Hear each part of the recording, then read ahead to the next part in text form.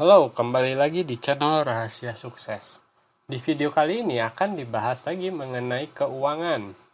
Ini memang berdasarkan ilmunya Robert Kiyosaki dan kita sudah bahas ya di beberapa video yang lalu ya, yang mengenai perbedaan dari arus kas di ada yang kelas miskin, kelas menengah, dan orang kaya. Kita review aja sedikit ya tentang hal itu.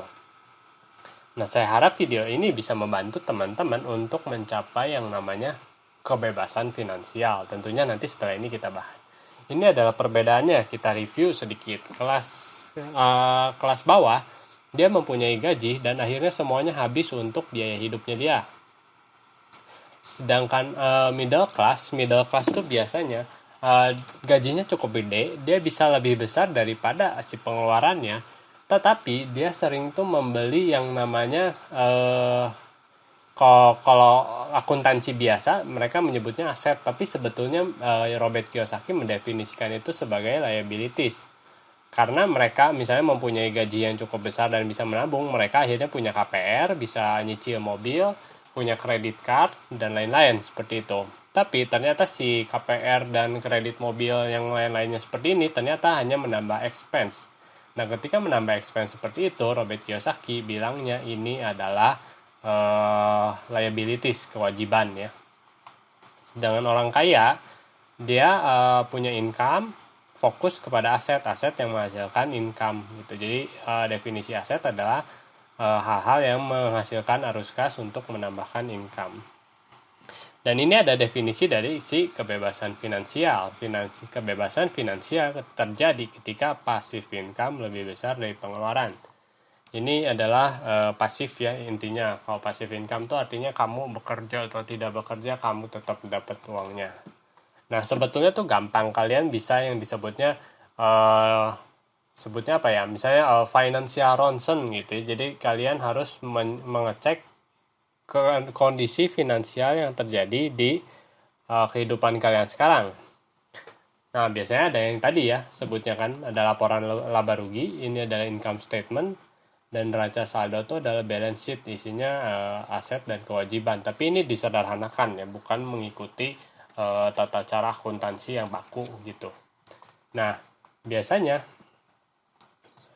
ting. Nah, biasanya gitu ya, kebanyakan orang gitu ya. Nah, tujuan dari ya mempunyai yang namanya gaji. Tapi ketika gaji ini tuh sebetulnya tidak terlalu bisa dihitung sebagai si financial freedom. Anggap saja ini adalah hitungan dasarnya gitu ya. Misalnya kamu punya gaji berapa, tapi kita jangan lihat karena kita akan membahas yang namanya si financial freedom ini. Anggap saja kamu mempunyai deposito. Misalnya nilainya anggap saja 100 juta. Dan dari 100 juta ini kamu mendapatkan bunga deposito. Anggap saja berapa nih deposito biar gampang, misalnya 5% setahun. 5% setahun berarti ini ada 5 juta. 5 juta dibagi 12. Berarti berapa tuh? 24 bukan? Sebentar ya, 5 juta dibagi 12 bulan. 5 juta. Oh, 416.000. Ini perandaian saja ya. Nah, ternyata kamu masih seorang mahasiswa tinggal di rumah orang tua dan kamu punya uang jajan misalnya cuman mengeluarkan, misalnya ini seluruh pengeluaran kamu ya, cuman misalnya 300.000 sebulan. Ini pengeluaran jajan. Anggap saja semuanya masih di cover oleh orang tua. Nah, pada saat posisi seperti ini, passive income dari aset kamu lebih besar dari pengeluaran. Kamu bisa sebut mengatakan diri sebagai financial freedom. Tapi pasti beda ketika kamu misalnya udah bekerja sendiri, punya keluarga.